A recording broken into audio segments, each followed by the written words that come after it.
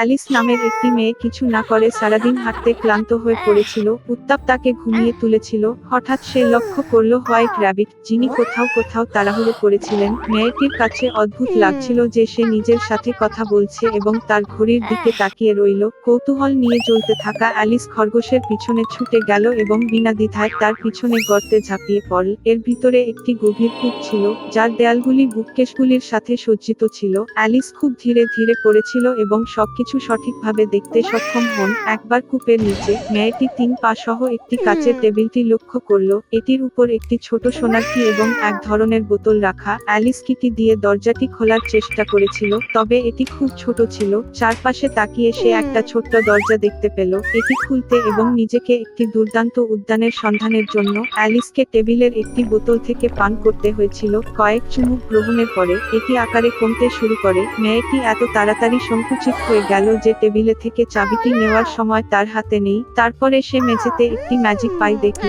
Alice একটি কামড় নেওয়ার সাথে সাথেই তিনি দ্রুত উপরের দিকে বাড়তে শুরু করলেন। মেয়েটি এত বড় হয়ে গিয়েছিল যে সে লালিত দরজা দিয়ে আর যেতে পারছে না। অ্যালিস এত কাঁদতে লাগলো যে খুব শীঘ্রই তার কাছে একটি বিশাল পথফোটে। এই মুহূর্তে তিনি হোয়াইট খরগোশটি লক্ষ্য করলেন। মেয়েটি তাকে ডেকেছিল, কিন্তু সে তাড়াহুড়া করেছিল এবং ভয় তার গ্লোভস এবং পাখা ফেলে দেয়। অ্যালিস তাদের তুলে নিল এবং কিভাবে সে সংকুচিত হতে শুরু করেছে নোটিসের কারণ ছিল একটি জাদু ফ্যান। অ্যালিস তার নিজের কান্নার পুকুরে পড়ে গেল।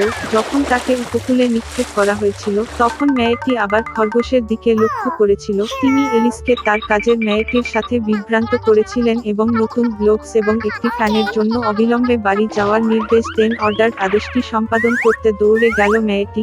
খরগোশের বাড়িতে সে কৌতূহল প্রতিহত করতে পারেনি এবং বোতল থেকে কিছু তরল পান করেছিলেন। এর ফলে অ্যালিস বিশাল আকারে বেড়ে যায় এবং দ্রুত পুরো বাড়িটি পূর্ণ করে তোলে। তিনি কেবল পাইগুলির জন্য ধন্যবাদ সংকুচিত করতে সক্ষম হন। আগের দিকগুলি ফিরে পেয়ে মেয়েটি পালিয়ে গেল। শীঘ্রই তিনি একটি বিশাল মাশরুম দেখতে পেলেন, যার উপরে একটি বিশাল নীল রঙের শুকনো বসে আছে। অ্যালিস তার কাছে তার উচ্চতায় ক্রমাগত পরিবর্তনগুলি নিয়ে অভিযোগ করেছিলেন। শুঁয়োপোকা মেয়েটিকে এক টুকরো মাশরুম খেতে পরামর্শ দিয়েছিল। অ্যালিস একটি ছোট কামড় খেয়েছে এবং শেষ পর্যন্ত তার স্বাভাবিক উচ্চতায় ফিরে আসে এবং সে এগিয়ে গেল।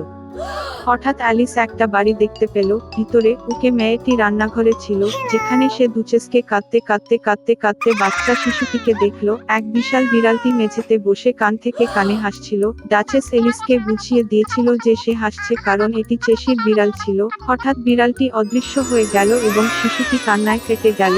ডাচেস শিশুটিকে অ্যালিসের হাতে দিয়েছিল এবং সে নিজে রানীর কাছে গিয়েছিল। মেয়েটি অবাক হয়ে জানতে পেরেছিল যে সে একটি শিশুকে ধরেছে না, তবে একটি সত্যিকার ছোট্ট শূকর। বিড়ালটি পুনরায় উপস্থিত হয়ে এলিসকে মার্চ হেয়ার সন্ধানের পরামর্শ দিয়েছিল এবং তারপরে সে অদৃশ্য হয়ে গেল এবং কেবল তার হাসি বাতাসে রইল।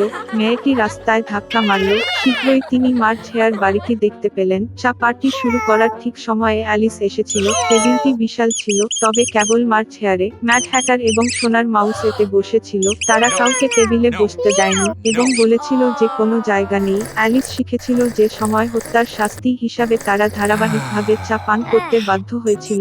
আর এবং হ্যাটার প্রতিটি সম্ভাব্য উপায়ে মেয়েটিকে ঠাট্টা বিদ্রূপ করেছে এবং তাকে উপহাস করেছে। এই রকম অভদ্রতা সহ্য করতে না পেরে সে চুপচাপ উঠে উঠে চলে গেল। শীঘ্রই অ্যালিস নিজেকে একটি দুর্দান্ত বাগানে আবিষ্কার করলেন। তিনি উদ্যানগুলিতে খেয়াল করলেন যারা কার্ড খেলেন তারা সাদা গোলাপ লাল লাল। মেয়েটি এতে খুব অবাক হয়েছিল। তিনি শিখেছিলেন যে তাদের রানী লাল গোলাপ পছন্দ করে এবং কেবল সাদা রঙের বেড়ে ওঠে। সামান্যতম অপরাধের জন্য রানী তার দাসদের মৃত্যুদণ্ড কার্যকর করেছিলেন। উদ্যানপালকরা বলেছিলেন যে সে এখন যে চাকরটি কুকিগুলি চুরি করেছে সে বিচার করছে। অ্যালিস খুব আগ্রহী ছিলেন এবং তিনি আদালতে যান। সেখানে সে মার্চ হেয়ার এবং ম্যাড হ্যাটার সাক্ষ্য দিচ্ছিল।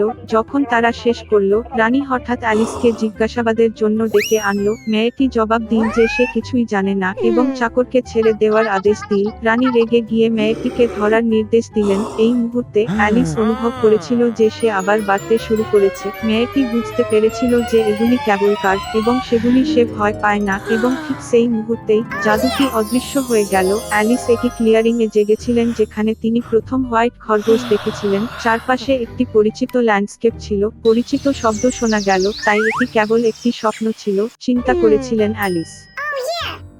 একসময় সেখানে এক দরিদ্র বিধবা থাকতেন এবং তার একটি পুত্র ছিল জ্যাক এবং একটি গরু বেলিয়ানকা। গরুটি প্রতিদিন সকালে দুধ দেয় এবং মা ছেলে তার বাজারে বিক্রি করে এবং তারা এভাবেই জীবনযাপন করত। কিন্তু একবার বেলিয়ানকা দুধ দেয়নি এবং তাদের কোনো খাবারই ছিল না। মা সিদ্ধান্ত নিল গরুটি বিক্রি করবেন এবং উপার্জন সহ একটি দোকান খুলবেন। জ্যাক তার হাতে লাগাম নিয়ে গরুটিকে বাজারে নিয়ে গেল। কোনো আশ্চর্য বৃদ্ধের সাথে তার সাক্ষাৎ হওয়ার চেয়ে খুব শীঘ্রই তিনি পৌঁছেছিলেন। তিনি বলেছিলেন যে তিনি শিমের জন্য জ্যাকের গরু বাণিজ্য করতে চান এবং এই কথাগুলি দিয়ে তিনি নিজের পকেট থেকে কয়েক মুঠো অদ্ভুত শিম বের করলেন। বৃদ্ধ লোকটি বললেন, এই মটরশুঁটিগুলি জাদুকরি, তাদের সন্ধ্যায় রোপণ করা প্রয়োজন এবং সকালে তারা খুব আকাশে বেড়ে উঠবে। জ্যাক খুব আগ্রহী এবং সম্মত হন। ছেলে তাড়াতাড়ি বাড়ি এলো। মা খুব রেগে গিয়েছিলেন যে তিনি পুরো এলাকায় দুগ্ধ গাভী কয়েকটি মুষ্টিমেয় শিমের জন্য দিয়েছেন। কিন্তু জ্যাক বুড়ো লোকটির কথা স্মরণ করল এবং সিদ্ধান্ত নিয়েছিল যে কিছুই করার নেই এবং আঙিনায় শিম লাগিয়েছে। তিনি তার অ্যাটিকের কাছে গিয়েছিলেন, দুঃখিত এবং ঘুমিয়ে পড়েছিলেন। সকালে জ্যাক ঘুম থেকে উঠে উঠোনের একটি বড় গাছের মতো কিছু দেখতে পেলেন এবং এটি দেখা যাচ্ছে। তার মটরশুঁটিগুলি প্রস্ফুটিত হয়েছিল এবং বিশাল কাণ্ডটি আকাশে বড় হওয়া অবধি উপরের দিকে বাড়তে থাকে। জ্যাক লাফিয়ে উঠল সিঁড়ির মতো। তিনি আরোহণ এবং আরোহণ এবং আরোহণ এবং আরোহণ। অবশেষে তিনি আকাশে পৌঁছেছেন। সেখানে তিনি একটি দীর্ঘ এবং প্রশস্ত রাস্তা দেখেছিলেন যা তাকে একটি বিশাল দুর্গে নিয়ে গেছে। জ্যাক তার গেটে গিয়ে নক করল। গেটটি খোলা এবং একটি লম্বা মহিলা দোরগোড়ায় দাঁড়িয়ে ভয় হুড়মুড় করে। ছেলেটি সকালের নাস্তার জন্য কিছু চাইল। দৈত্য তাকে হিম উঠতে দিয়েছিল কিন্তু তাকে সতর্ক করে দিয়েছিল যে তার স্বামীর নজর কাড়বে না, কারণ সে নরখাদক। সে জ্যাককে রান্নাঘরে নিয়ে গেল, তবে তার নাস্তার অর্ধেক খাওয়ার সময় হওয়ার আগে হঠাৎ কারো পদক্ষেপ থেকে পুরো বাড়িটি কেঁপে উঠল। ছেলেটিকে অবাক করে নেওয়া হয়নি। সঙ্গে সঙ্গে চুল্লিটিতে ঝাঁপিয়ে পড়ে, আর ঠিক সেই মুহূর্তেই নরখাদকটি ঘরে উঠল। আচ্ছা, তিনি পাহাড়ের মতোই বড় ছিলেন। নরখাদকটি বিশাল বুক থেকে দুটি ব্যাগ সোনার মুদ্রা গুনতে বসেছিল। তিনি গণনা করেছেন। অবশেষে মাথা ঝাঁকতে শুরু করলেন এবং শামুক হতে লাগলেন। তারপরে জ্যাক আস্তে আস্তে চুলা থেকে উঠে গেল। নরখাদকটি পেরিয়ে এক সোনার ব্যাগ ধরল এবং ছুটে গেল শিমের ডাঁটাতে। তিনি বস্তাটি নিচে ফেলে দিলেন এবং অবশেষে নিজের বাড়িতে নিজেকে না পাওয়া পর্যন্ত তিনি কানটি নিচু হয়ে নিচে যেতে শুরু করলেন। জ্যাক তার মাকে তার সাথে যা ঘটেছিল তা সব বলেছিল এবং তার হাতে একটি সোনার ব্যাগ দিয়েছে। ব্যাগে যে টাকা ছিল তা নিয়ে তারা বেঁচে থাকতে লাগলো, কিন্তু শেষ পর্যন্ত ব্যাগটি খালি ছিল এবং জ্যাকটি আরও একবার তার ভাগ্যটি চেষ্টা করার সিদ্ধান্ত নিল শিমের উপরে। এক সকালে তিনি খুব সকালে উঠলেন এবং একটি শিমের উপরে উঠলেন। পুরুষ খাবার স্ত্রী বিশাল দুর্গের দ্বারপ্রান্তে দাঁড়িয়ে ছিলেন। তিনি বলেছিলেন যে তিনি তাকে নট উঠতে দেবেন না, কারণ শেষবার তার স্বামী এক ব্যাগ সোনার হাতছাড়া করেছিলেন। তবে সব মিলিয়ে তিনি দরিদ্র ছেলের প্রতি মমতা করলেন এবং তাকে দুর্গের মধ্যে লেট উঠিয়ে দিলেন। হঠাৎ কোনো দৈত্যের পাদদেশ শোনা গেল এবং জ্যাক আবার চুল্লিটিতে লুকিয়ে রইল। নরখাদকটি হিজুকে স্ত্রীকে বলেছিল যে মুরগি সোনার ডিম দেয়। দানবীয়রা এনেছিল এবং অগ্রে মুরগি শুইয়ে দেওয়ার নির্দেশ দিয়েছিল এবং সে সোনার ডিম দেয়। সন্তুষ্ট জায়ান্ট মাথা ঘোরানো এবং শামুক শুরু। তারপরে জ্যাক চুলা থেকে উঠে সোনার মুরগিটি ধরল এবং ছুটে গেল শিমের কাছে।